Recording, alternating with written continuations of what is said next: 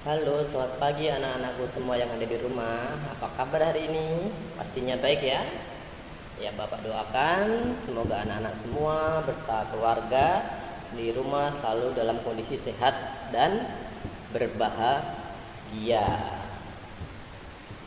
Anak-anakku semua, berjumpa kembali hari ini bersama Bapak untuk belajar pendidikan agama Buddha dan Budi Pekerti kelas 2 semester 1 bab 2 masa kanak-kanak Pangeran Siddhartha, pembelajaran upacara membajak sawah ya. Tetapi sebelum pembelajaran kita mulai, marilah kita bersama-sama mengagungkan guru junjungan kita dengan mengucapkan Namo Buddhaya.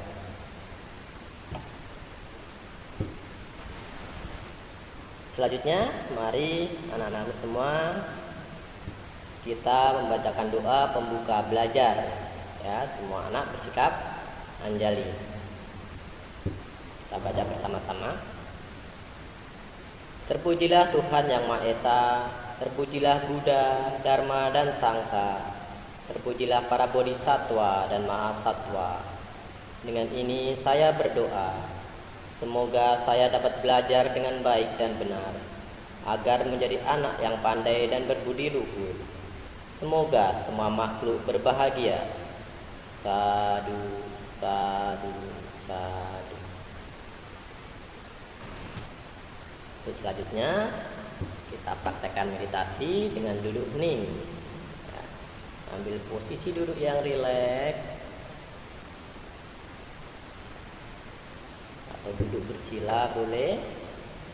Duduk dengan santai, mata terpejam. Kita sadari nafas dan katakan dalam hati, aku tahu nafas masuk, aku tahu nafas keluar. Nafas masuk, aku tenang. Nafas keluar, aku bahagia. Kita diulangi dalam hati sambil merasakan keluar masuknya nafas secara alami.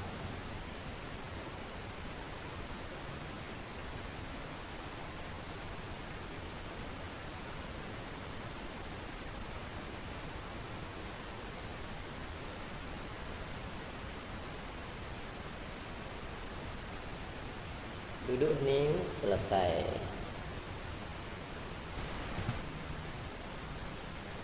Baik anak-anakku semua, setelah kita merilekskan tubuh kita dengan duduk hening, maka kita akan melanjutkan pembelajaran pada hari ini ya. Nah, tujuan pembelajaran setelah anak-anak mengikuti pembelajaran diharapkan dapat 1. Santun dan percaya diri dalam belajar upacara membajak sawah. 2. Menjelaskan peristiwa yang terjadi saat upacara membajak sawah dengan benar.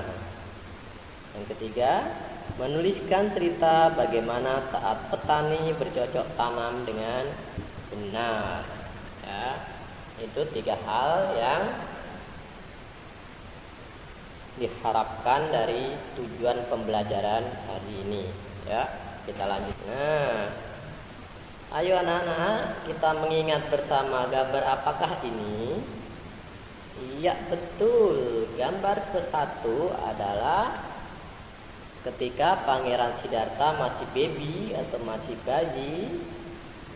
Raja Suddhodana mengundang para brahmana ya untuk meramalkan masa depan Pangeran Siddhartha.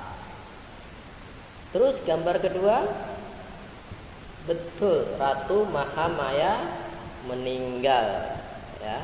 Kasihan ya, bayi Siddhartha masih kecil ditinggal mamanya pergi ya. Jadi kita bersyukur ya masih punya mama papa ya. Usia berapa Pangeran Siddhartha ketika Ratu Mahamaya meninggal, masih ingat? Iya betul, 7 hari. Jadi setelah mamanya meninggal, kira-kira siapa yang mengasuh Pangeran Siddhartha ya? Nah, yang mengasuh Pangeran Siddhartha setelah mama meninggal adalah bibinya bernama Pajapati Gutami. Jadi Pati Gutami ini adalah adik dari Ratu Mahamaya. Ya, ingat kan pelajaran yang lalu? Oke. Nah, sekarang kita akan belajar tentang upacara membajak sawah. Adakah anak-anak yang pernah melihat para petani yang sedang membajak sawah? Ada? Oh iya. Nah, Raja Suddhodana di kerajaan Kapilawastu ya juga mengadakan upacara membajak sawah. Kenapa? Karena sebagai rasa syukur, rasa terima kasih kepada alam semesta yang telah memberikan hasil bumi yang melimpah yang bisa dinikmati oleh rakyatnya, ya. Maka diadakan upacara membajak sawah. Nah, dalam gambar tersebut bisa dilihat ya, di situ ada kerbau, banyak orang ya, ada yang bawa payung gitu ya. Dalam gambar tersebut bisa dijelaskan bahwa Raja Suddhodana mengajak Pangeran Siddhartha dan keluarga kerajaan mengikuti upacara membajak sawah. Jadi semua orang yang ada di istana itu diajak semua untuk mengikuti upacara membajak sawah. Kenapa? Karena setelah sawahnya dibajak kemudian ditanami. Karena bercocok tanam adalah pekerjaan yang sangat penting ya. Tanpa bercocok tanam kita tidak bisa makan. Yang sama dengan waktu dulu, kalau tidak ada tanam padi ya, tanam sagu, tanam ubi atau tanam apapun, kita tidak bisa makan. Kemudian Raja Suddhodana memimpin upacara membajak sawah. Terus Raja memberi contoh bercocok tanam adalah pekerjaan mulia. Artinya kita jangan menyepelekan para petani ya. Tanpa para petani, tanpa orang yang memiliki pekerjaan bercocok tanam, kita tidak bisa makan. Maka kita harus berterima kasih kepada para petani yang rajin menanam sehingga kita bisa makan. Ya. Di situ Raja memberi contoh kepada orang-orang atau rakyatnya di situ bahwa pekerjaan bercocok tanam itu sangat mulia. Dan Raja mengawali upacara penggunaan bajak berlapis emas ya. Tetapi tidak terus ya, dipakai hanya sebagai simbol saja, sebagai awal pelaksanaan upacara. Nah, selanjutnya kira-kira apa ya yang terjadi? Iya.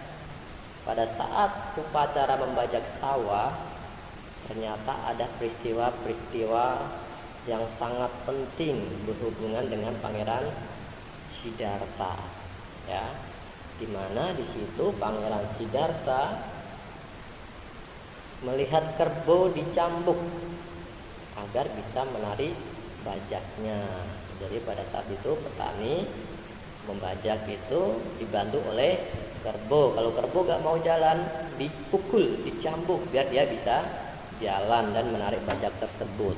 Ya, jadi dari situ Pangeran Siddhartha merasa kasihan, ya, merasa tidak adil.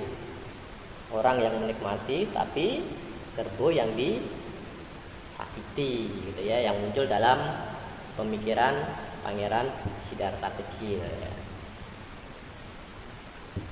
Pada peristiwa tersebut juga Pangeran Siddhartha melihat peristiwa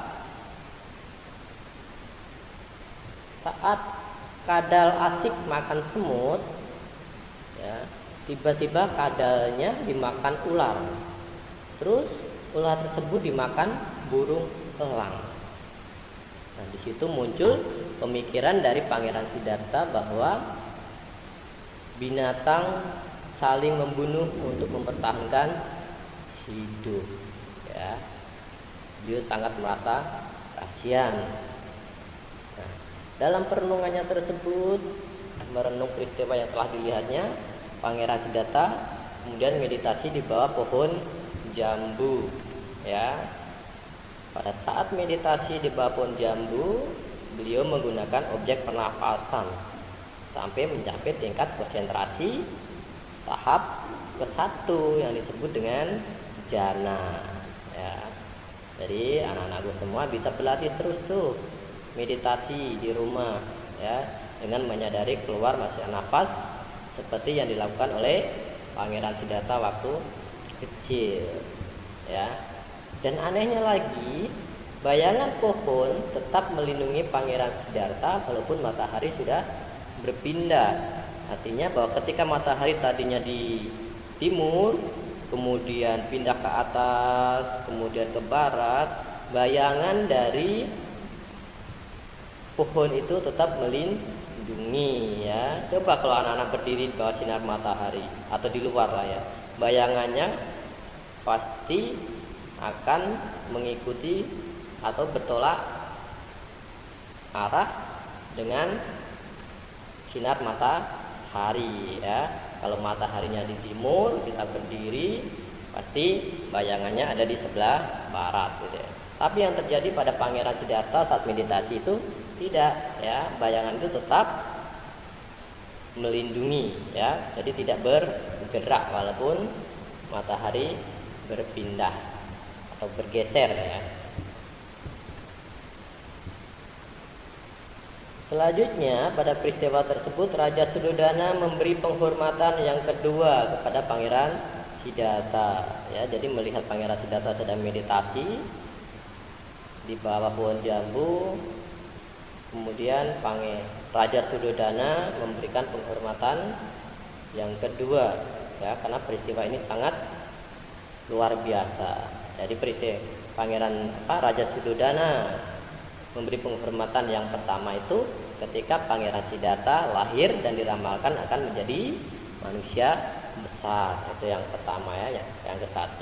Dan yang kedua, ketika Raja Suddhodana melihat Pangeran Siddhartha meditasi di bawah pohon jambu.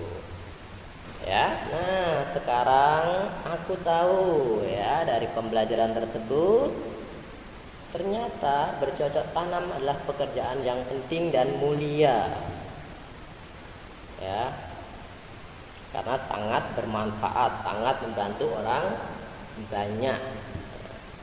Manusia tanpa ada orang yang bercocok tanam tidak bisa makan ya, itu perlu diingat. Maka kita harus berterima kasih kepada para petani ya, ketika makan jangan dibuang-buang ya, hargai kerja keras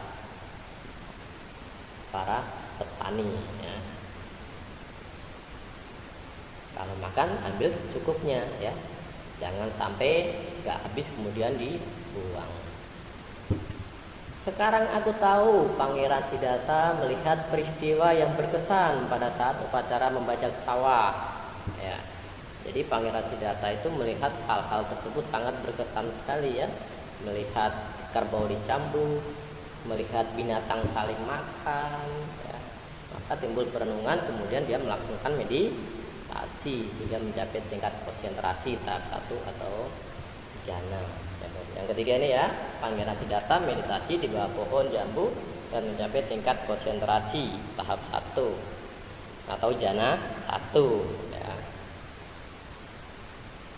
Dan raja memberi penghormatan kepada Siddhartha yang kedua kalinya ya, seperti Bapak terangkan tadi ya. Yang pertama kali ketika Pangeran Siddhartha lahir bayi dan diramalkan akan menjadi manusia besar, dan yang kedua ketika pada perayaan atau upacara membajak sawah dan Pangeran Siddhartha bermeditasi. Oke anak-anak ya, jelas ya. Oke, baik. Nah, setelah kita tahu dari pembelajaran tersebut, saatnya kita bernyanyi. Kita menyanyikan lagu meditasi seperti apa yang Pangeran Siddhartha lakukan di bawah pohon jambu. Dan anak-anak juga bisa praktekkan ya meditasi di rumah ya. Boleh 3 menit, boleh 4 menit, boleh 5 menit sebagai latihan ya. Oke, gimana lagunya ya? Oke, Bapak mau coba ya menyanyikan lagu meditasi ciptaan Bante Sada Nyano ya. Tiap hari bermeditasi untuk melatih konsentrasi. Pikiran kembangkan cinta kasih.